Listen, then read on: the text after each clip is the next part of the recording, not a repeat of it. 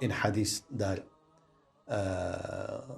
بخاری، مسلم و در دیگر کتب آمده، حدیث صحیحی است که می‌فرماید، از امام ابو هریره روایت می شود که رسول الله فرمود صلی الله علیه و سلم: لا يسب احدكم الدهر فإن الله هو الدهر ولا يقولن احدكم للعنب الكرم فإن الكرم الرجل المسلم. می‌فرماید کسی از شما به زمان دشنام ندهد. دهر یعنی زمان، روزگار.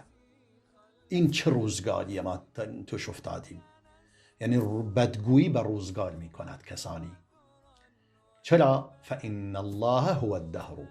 در واقع روزگار نیست که کاری را انجام می دهد، بلکه الله هست که روزگار را می چرخاند، شب و روز را می آورد. و یکی از شما نگوید به انگور کرم. کرم نگویید به انگور. کرم یعنی چی؟ یعنی بخشندگی، سخاوت، یک صفت پسندیده است. فإن الكرم الرجل المسلم. زیرا کرم، بخشندگی، گرامی بودن، محترم بودن، انسان مسلمان است. حالا در اینجا دو تا اشکال وجود دارد، یعنی دو تا لفظ وجود دارد که انسان باید از آن پرهیز کند. یکی این که به زمان دشنام ندهید، چون دشنام دادن زمان هیچی نیست. زمان یک ظرفی است که در آن اتفاقی می افتد. خود ظرف و خود روزگار هیچ گناهی ندارد. شب و روز چه گناهی دارد؟ آمد و شد شب و روز، زمان چه گناهی دارد؟ هیچ گناهی ندارد. انسان ها هستند که در شب و روز گناه می کنند.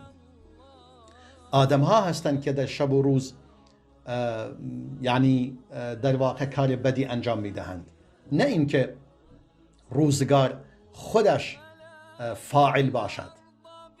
این یکی. و دومی میگوید به انگور نگویید کرم. چرا؟ میگه از قبل از انگور چون می اومدن شراب درست میکردند و شراب نزد آنان چیز محبوبی بود، نتیجتاً به انگور میگفتن کرم، یعنی میگفتن یک چیز بسیار با ارزشی است. در واقع با ارزش است، اما با توجه به این که به این دلیل به انگور میگفتن کرم، کرم یعنی بخشندگی، سخاوت، گرامی بودن، محترم بودن، به دلیل اینکه از آن شراب میساختند، شراب درست میکردند. در نتیجه رسول الله فرمود دیگه به انگور نگویید کرم.